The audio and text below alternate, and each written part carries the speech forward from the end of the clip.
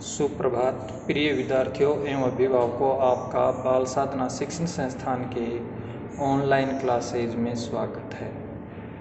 मैं मनीराम खीचड़ आज आपको 15.3 प्रश्नावली वर्त की परिधि एवं क्षेत्रफल से संबंधित प्रश्न कराने जा रहा हूँ। ध्यान से सुनना समझना। प्रश्न नंबर 1 है 15.3 में कि 14 सेमी भुजा के वर्ग में बने अंतःवर्त की परिधि ज्ञात कीजिए। 14 सेमी भुजा के वर्ग में बने अंतःवर्त की परिधि ज्ञात कीजिए। हल 14 सेमी भुजा के वर्ग में, तो ये ABCD एक 14 सेमी भुजा का वर्ग है। वर्ग वह होता है जिसकी चारों भुजाएं समान होती हैं। AB भी 14, BC भी, CD भी, DA भी। इसके अंदर बना ये वर्त, इस वर्त का व्यास भी कितना होगा? 14 होगा। क्यों? क्योंकि ये इस दीवार और इस दीवार को स्पर्श कर रहा है ना, इसलिए। अब वर्ग ABCD की भुजा है 14 सेमी, वर्त का व्यास बराबर 14 सेमी, वर्त की त्रिज्या क्योंकि व्यास की आधी, तो त्रिज्या बराबर 14/2 बराबर 7। अतः अंतःवर्त की परिधि 2πr सूत्र होता है। अंतःवर्त की परिधि हो चाहे बाह्य वर्त की परिधि हो, परिधि का सूत्र क्या होता है? 2πr। तो 2πr, अब 2 गुणा पाई का मान 22/7 गुणा 7, 7 से 7 कट गए, 22×2 = 44 सेमी। तो अंतःवर्त की परिधि कितनी आई? 44 सेमी आई। अब प्रश्न नंबर 2, अगला प्रश्न है किसी वर्त की परिधि व त्रिज्या का अंतर 74 सेमी है। किसी वर्त की परिधि व त्रिज्या का अंतर 74 सेमी है, उस वर्त का क्षेत्रफल ज्ञात कीजिए। माना वर्त की त्रिज्या r है। वर्त की त्रिज्या क्या है? r। अब आपको दे रखा है वर्त की परिधि और त्रिज्या में अंतर। परिधि जानते हैं 2πr होती है, त्रिज्या को r से लिखते हैं, तो अंतर का मतलब होता है माइनस। तो प्रश्नानुसार वर्त की परिधि माइनस त्रिज्या बराबर 74। वर्त की परिधि माइनस त्रिज्या बराबर 74। 2πr, परिधि का सूत्र -r बराबर 74। r कॉमन लिया तो यहाँ से आया 2π - 1 बराबर 74। अब पाई का मान अपन जानते हैं 22/7 होता है, इसलिए 22/7 लिख दिया। r कोष्टक 44/7 - 1/1 बराबर 74। अब लघुत्तम लिया, 1 और 7 का लघुत्तम आया 7। r कोष्टक 7, 44 - 7, 44 में से 7 घटाया 37/7। r बराबर क्या होगा? 74 में 37/7 का भाग दिया, 37 एकम 37, 37 दूनी 74, 2 बार 7 को 2 से गुणा किया 14। अतः वर्त की त्रिज्या आई 14 सेमी। वर्त की त्रिज्या कितनी आई? 14 सेमी। आपको ज्ञात करना है वर्त का क्षेत्रफल। तो अपन जानते हैं कि वर्त का क्षेत्रफल का सूत्र क्या होता है? πr²। वर्त का क्षेत्रफल πr²। पाई का मान विद्यार्थियों जानते हो 22/7, त्रिज्या निकाली आपने 14, तो 14 × 14, 7 दूनी 14, 14 दूनी 28, तो 22 × 28, 28 को 22 से गुणा किया, 28 दूनी 56, 56 5 61, 616 वर्ग सेमी। इस प्रकार किसी वर्त की परिधि और त्रिज्या का अंतर 74 है, उस वर्त का क्षेत्रफल आपका आया 616 वर्ग सेमी। इसके आगे है प्रश्न नंबर 4। यदि प्रश्न नंबर 4 क्या है? यदि एक वर्त का परिमाप एक वर्ग के परिमाप के बराबर है, एक वर्त का परिमाप है वो वर्ग के परिमाप के बराबर है, तो उनके क्षेत्रफलों का अनुपात ज्ञात कीजिए। हल, एक वर्त की त्रिज्या r है। प्रश्नानुसार आपको क्या कंडीशन दे रखी है? शर्त है कि वर्त का परिमाप, प्रश्नानुसार वर्त का परिमाप बराबर वर्ग का परिमाप। अब वर्ग का परिमाप और वर्त का परिमाप या परिधि एक ही होते हैं। वर्त की परिधि कहो चाहे परिमाप कहो, दोनों एक ही होते हैं। तो वर्त का परिधि या परिमाप 2πr। वर्ग का परिमाप का सूत्र अपन जानते हैं 4 गुना भुजा होता है। तो भुजा बराबर क्या होगा? 2πr/4। अब भुजा बराबर आया πr/2। अब निकालना है क्षेत्रफलों का अनुपात। तो वर्त का क्षेत्रफल, पहले वर्त है इसलिए वर्त का क्षेत्रफल बट्टे वर्ग का क्षेत्रफल। अब वर्त का क्षेत्रफल होता है पाई आर स्क्वायर, वर्ग का क्षेत्रफल होता है भुजा स्क्वायर। पाई आर स्क्वायर भुजा निकाली, देखो यहाँ पर पाई आर बट्टे 2, तो ये पाई आर बट्टे 2 रख दिया और स्क्वायर कर दिया। पाई आर स्क्वायर बट्टे पाई का स्क्वायर आर का स्क्वायर 2 का हो गया 4। पाई स्क्वायर, तो पाई ऊपर है, ये पाई स्क्वायर कट गया, आर स्क्वायर से आर स्क्वायर 4 बट्टे पाई बच गया। अब 4 बट्टे पाई, पाई का मान आप जानते हैं 22/7 होता है। तो 4 बट्टा 22/7, 7 कहाँ चला गया ऊपर, तो 4 गुणा 7 बट्टे 22। अब 22 और 4 को काट दिया 2 से, तो ये 2, 4 और 22 हो गया 11।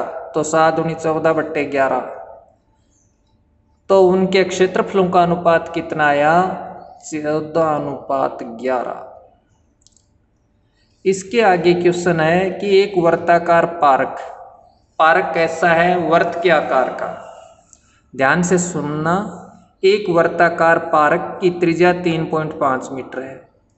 पार्क के चारों ओर 1.4 मीटर चौड़ा रास्ता है, फुटपाथ बना है। फुटपाथ का क्षेत्रफल ज्ञात करो। तो अपन जानते हैं कि वर्ताकार पार्क की त्रिज्या दे रखी है 3.5, तो ये वर्ताकार पार्क है जिसकी त्रिज्या है 3.5। इसके चारों ओर 1 पॉइंट, ये है 1.4 मीटर चौड़ा रास्ता, यह है 3.5।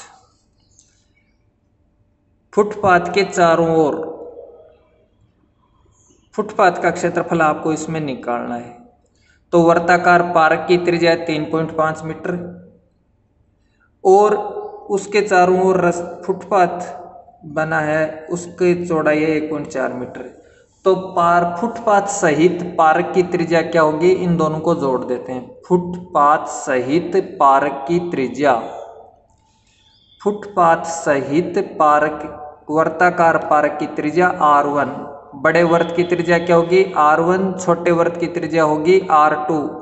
R1 बराबर 3.5 प्लस 1.4 बराबर R1 का मान आया 4.9 मीटर। फुटपाथ सहित पार्क, वर्ताकार पार्क की त्रिज्या है 4.9 मीटर। फुटपाथ रहित वर्ताकार पार्क की त्रिज्या R2 बराबर आगे 3.5 मीटर। अब फुटपाथ का क्षेत्रफल, केवल फुटपाथ का क्षेत्रफल निकालते हैं तो बड़े वर्त के क्षेत्रफल में से छोटे वर्त का क्षेत्रफल घटा देते हैं। विद्यार्थियों, बड़े वर्त का क्षेत्रफल होगा पाई R1 का स्क्वायर, छोटे वर्त का क्षेत्रफल होगा पाई R2 का स्क्वायर। इसमें से घटा देते हैं तो फुटपाथ का क्षेत्रफल क्या होता है, पाई कोष्टक R1 का स्क्वायर माइनस R2 का square.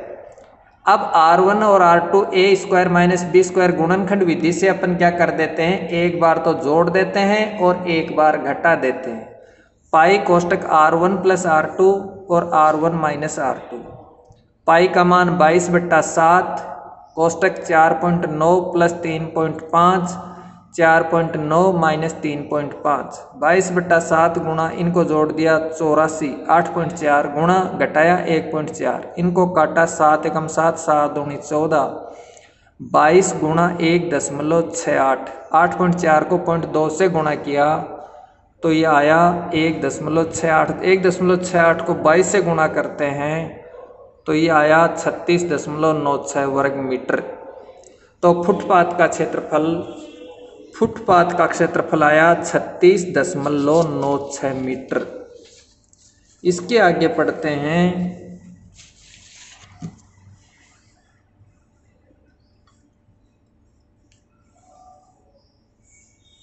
Question number 8। Question number 8 है, दी गई आकृति में AB वर्त का व्यास है, AC 6 सेमी है और BC 8 सेमी है, तो छायांकित भाग का क्षेत्रफल ज्ञात कीजिए। ये देखो वर्त है जिसका केंद्र O है, ये वर्त है जिसका केंद्र O है, AB वर्त का व्यास है, AC ये 6 है, BC ये 8 है। इस छायांकित भाग का क्षेत्रफल ज्ञात करना है। वर्त का केंद्र O, अपन जानते हैं कि वर्त का केंद्र क्या है O, वर्त का व्यास AB और वर्त का केंद्र O, वर्त का व्यास AB और अर्धवर्त में जो कोण बनता है वो कितने डिग्री का होता है 90 डिग्री का, कि चूंकि अर्धवर्त में बना कोण समकोण होता है, अर्धवर्त में बना कोण समकोण होता है तो कोण ACB बराबर ये हो गया 90 डिग्री। 90 डिग्री हो गया तो ये त्रिभुज बन गया अपना समकोण त्रिभुज ABC। ये त्रिभुज बना समकोण त्रिभुज ABC। वर्त के क्षेत्रफल में से समकोण त्रिभुज का घटा दें तो ये जो छायांकित भाग है इसका क्षेत्रफल प्राप्त होता है।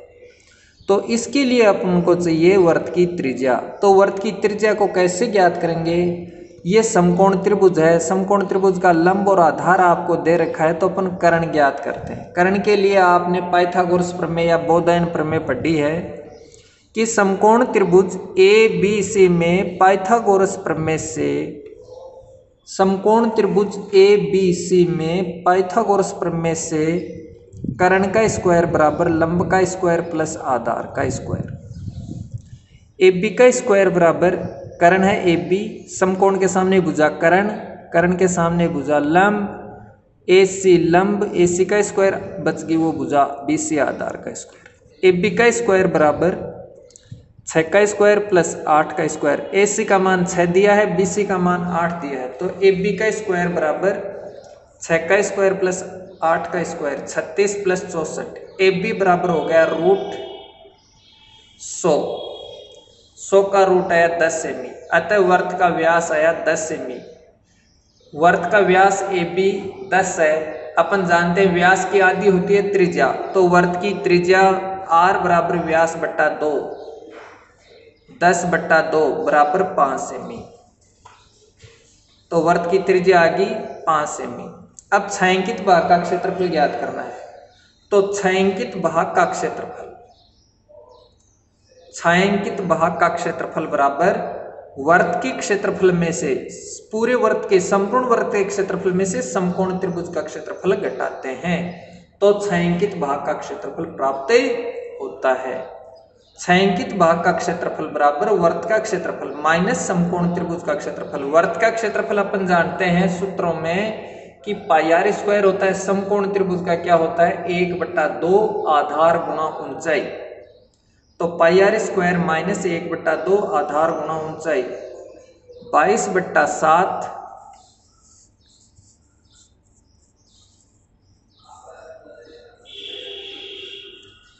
पाई आर स्क्वायर माइनस 1/2 आधार गुणा ऊंचाई 22, पाई का मान लिख दिया 22/7 गुणा त्रिज्या है 5 गुणा 5 माइनस 1/2 गुणा 6 गुणा 8, 2 से 6 कट गया 3 बार, 22 गुणा 25, 25 को 22 से गुणा किया 25 दूनी 50, 55 550/7 और ये 6 3 बार, 3 को 8 से गुणा किया 24/1।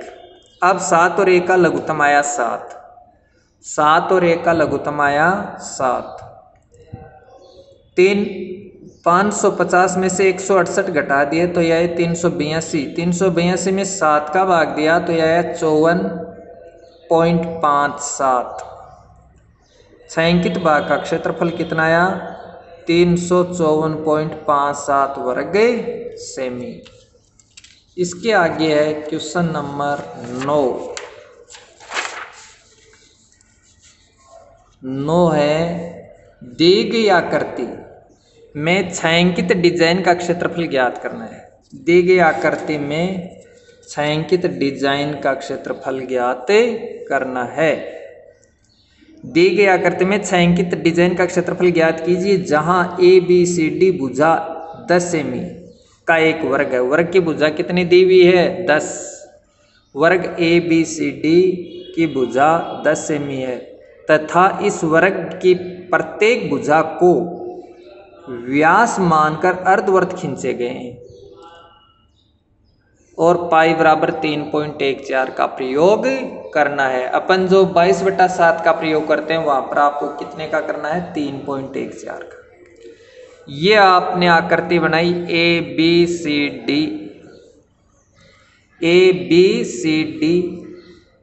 और इसमें ये अर्धवर्त है, ये आधा वर्त है, ये आधा वर्त है, ये आधा वर्त है, 4 आधे वर्त हो गए और इनको मिलाने से ये आकृति बन गई। तो सबसे पहले अपन क्या करते हैं, वर्ग का क्षेत्रफल। वर्ग की प्रत्येक भुजा कितनी दी हुई है, 10 सेमी। वर्ग की प्रत्येक भुजा है 10 सेमी। वर्ग ABCD की भुजा AB बराबर 10 सेमी है, तो वर्ग ABCD का क्षेत्रफल क्या होगा, भुजा गुणा भुजा, भुजा गुणा भुजा, भुजा स्क्वायर, तो भुजा है 10, तो 10 गुणा 10 100 वर्ग सेमी। अब यहाँ पर छायांकित क्षेत्र ये है, ये है, ये है, ये है। यहाँ पर छायांकित क्षेत्र 1 2 3 4 से अंकित किया है। एक ये बिना छायांकित का है, ये भी बिना, ये भी, इनको 1 2 3 4 से अंकित किया। अब 1 2 3 4 से, अब 1 और 3, 1 का क्षेत्रफल प्लस 3 का क्षेत्रफल बराबर क्या होगा, वर्ग ABCD का क्षेत्रफल माइनस दोनों अर्धवर्तों का क्षेत्रफल। वर्ग ABCD का क्षेत्रफल माइनस दोनों अर्धवर्तों का क्षेत्रफल। तो वर्ग का क्षेत्रफल का सूत्र होगा भुजा स्क्वायर, भुजा गुणा भुजा माइनस दोनों अर्धवर्त, 2 गुणा अर्धवर्त का क्षेत्रफल होता है पाई आर स्क्वायर बट्टा 2, तो 2 गुणा पाई आर स्क्वायर बट्टा 2। अब भुजा है वर्ग की 10, तो 10 गुणा 10 माइनस 1 बट्टा 2 गुणा 2 गुणा 1 बट्टा 2 गुणा पाई का मान 22 बट्टा 7 या 3.14 आर 5 गुणा 5, 100 माइनस 3.14 बाई पाई का मान गुणा 5 को 5 से गुणा किया 25, 100 माइनस 78.5, इनको गुणा किया, 100 में से 78.5 घटाया, कितना आया 21.5 वर्ग सेमी। इसी प्रकार से 2 का क्षेत्रफल प्लस 4 का क्षेत्रफल भी कितना होगा, 21.5 वर्ग सेमी होगा। क्यों होगा, क्योंकि वर्ग में और अर्धवर्तों की त्रिज्याएं वही हैं, वर्ग की भुजा भी वही है, इसलिए उत्तर भी यही होगा 21.5 वर्ग सेमी। अतः छायांकित डिजाइन का क्षेत्रफल, इन डिजाइनों का क्षेत्रफल ज्ञात करने के लिए अपन क्या करते हैं, वर्ग के क्षेत्रफल में से अछायांकित भाग 1 2 3 4 का जोड़ करके क्षेत्रफल घटा देते हैं। तो छायांकित डिजाइन का क्षेत्रफल, छायांकित डिजाइन का क्षेत्रफल बराबर वर्ग ABCD का क्षेत्रफल, वर्ग ABCD का क्षेत्रफल माइनस 1 प्लस 2 प्लस 3 प्लस 4 का क्षेत्रफल। अब वर्ग ABCD का क्षेत्रफल आया 100, 10 गुणा 10 माइनस आकृति ये 1 प्लस 3 का क्षेत्रफल है 21.5 और 2 और 4 का क्षेत्रफल है 21.5, तो 21 और 21 42 और 1 43, 100 में से 43 घटा दिया तो यह आया 57 वर्ग सेमी। अतः छायांकित डिजाइन का क्षेत्रफल कितना आया, 57। छायांकित डिजाइन का क्षेत्रफल 57 वर्ग सेमी। इसके आगे है प्रश्न नंबर 10। विद्यार्थियों, नोट्स की PDF आपको डिस्क्रिप्शन में मिल जाएगी। अब विद्यार्थियों ध्यान से देखना, प्रश्न नंबर 10 बहुत ही इम्पोर्टेंट है, वैसे बहुत ही सरल है, ध्यान देंगे तो। प्रश्न 10 है, दी गई आकृति में अर्धवर्त की त्रिज्या 7 सेमी। दी गई आकृति में अर्धवर्त की त्रिज्या कितनी है, 7 सेमी। अर्धवर्त में बने वर्त, आधे वर्त में जो वर्त बना है उसका क्षेत्रफल आपको ज्ञात करना है। अर्धवर्त की त्रिज्या, आधे वर्त की त्रिज्या है 7, ये भी आधा वर्त की त्रिज्या है, P से R तक की भी आधे वर्त की त्रिज्या, R से Q तक की भी आधे वर्त की त्रिज्या है, और R से ये भी जो अंदर वर्त बना इसका व्यास भी 7 ही है।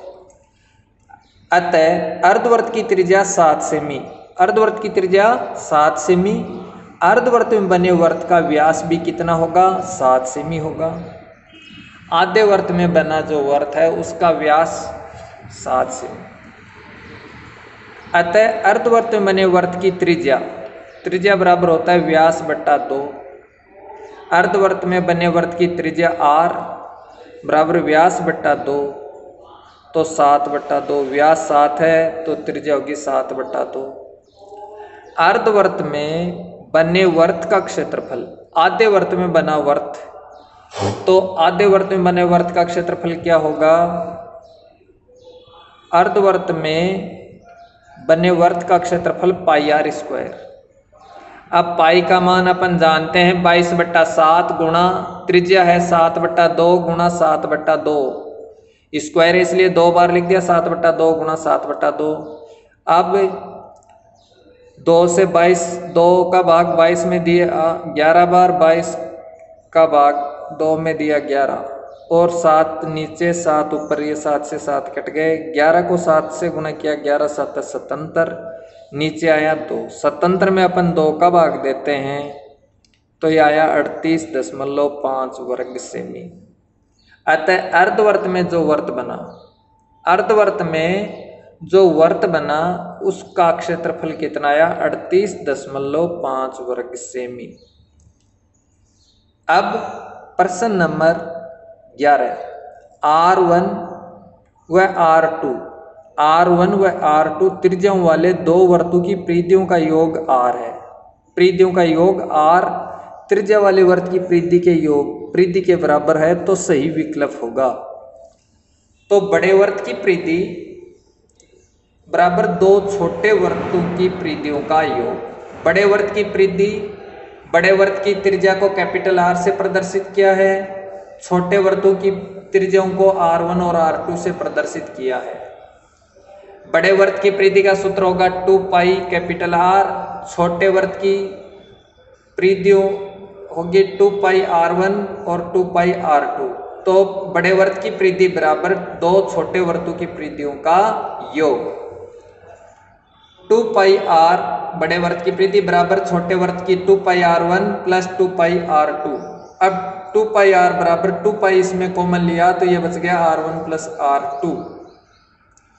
अब 2 पाई से 2 पाई कट गया तो R बराबर आया R1 प्लस R2। इसका मतलब ये हुआ कि बड़े वर्त की परिधि है उसके बराबर दोनों छोटे वर्तों की परिधियों का योग के बराबर होता है।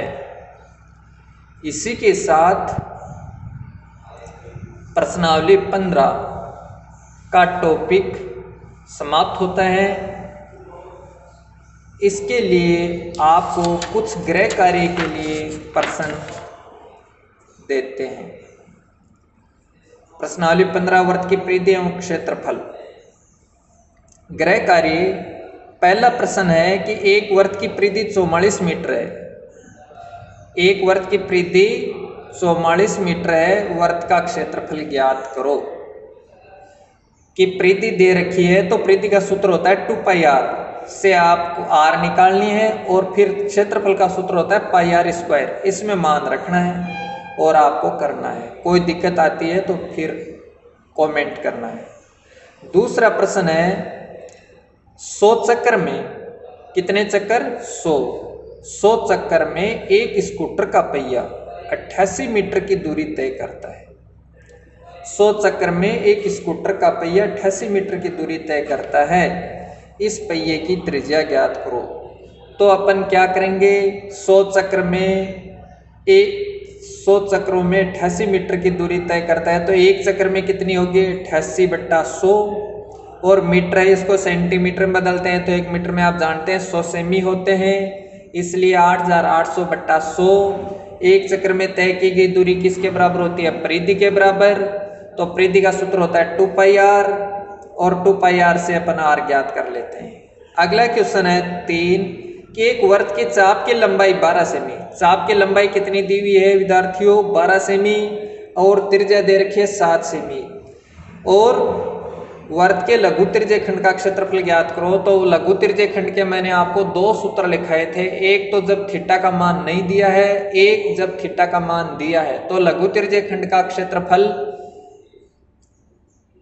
थीटा का मान नहीं दिया है तो ये लगाते हैं 1/2 L गुणा R। 1/2 L गुणा R। L क्या है? चाप की लंबाई, R क्या है? त्रिज्या। तो लघु त्रिज्या खंड का क्षेत्रफल फिर ज्ञात कर लेंगे। इसी प्रकार से प्रश्न नंबर 4 है, एक घड़ी के घंटे की सुई 5 सेमी लंबी है। घड़ी के घंटे की सुई कितनी लंबी है?